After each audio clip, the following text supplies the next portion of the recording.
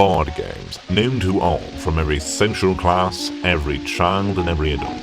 The proprietor of strenuous family fights, whether because of an unspecified ruling systems or the loss of a game. Board games are truly locked in time for every person that's walked in this modern world. The unifying acts of fun and strategy that has become so ingrained in our psyche. But how did this often mindless way of wasting time and connecting families end up becoming such a popular and commonplace activity, you may ask? Well, ladies and gentlemen, strap on your finest and most comfortable clothes for this journey through time. Board games, the rise of leisure in the Second Industrial Revolution. Now, of course, board games can date back as far as 3300 BCE, but we shall peer into the modernized inclusion of the board game during the Second Industrial Revolution. Let's go back to the year 1884 in New York, Yankeetown, where the first ever American electrical plant was created. This was the first power station in America.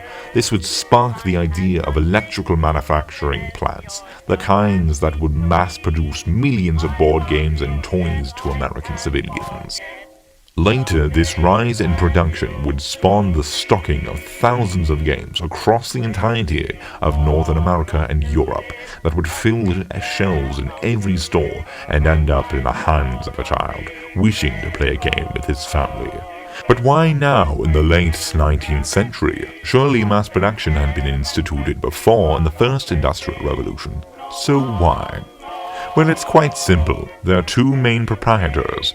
More free and leisure time, and more emphasis on fun products. More free and leisure time. With the new surge of powered and heavily populated cities, the tide of long hours and dual jobs dissipated into history. The family now consisted of the usual one worker, the husband, which left time for the wives and children to enjoy this openness and freedom. This is also partially due in part to the inclusion of major public transport, which allowed cheaper and faster travel. More emphasis on fun products. With all this open time and people to keep busy, companies and industries began focusing on fun and relaxing activities and products. What sort of games were on the market? Well, unfortunately, the manufacturers of the late 19th century and early 20th century were not quite as cunning as the creators of Monopoly and Risk. Rather, games like chess, checkers, backgammon, and brass were more popularized and culturalized. Of course, these games were not invented at this point, but were more played in daily life. These games were often designed on the idea of strategy and forward thinking. Then later, board games shifted towards the concept and ideas of chance. Something about the monotonous rhythm of dice throwing attracted the hearts of families, and the more advanced and sophisticated would play strategy games such as chess to test the mind's capability. Board games brought a new sense of connectivity to families, a break from the monotonous and grueling world outside, a moment of peace and quiet accompanied by the ones that we could see and love more. It was an incredible addition to the modern family, and that is why it has become so popular. We could forget the world for a moment and just enjoy a simple mind-numbing game. It brought us closer, and occasionally further, especially when it comes to Monopoly. I mean, geez, of course you put 200 in the middle for free parking. And so what if it's not in the rules? Everybody's played like that for...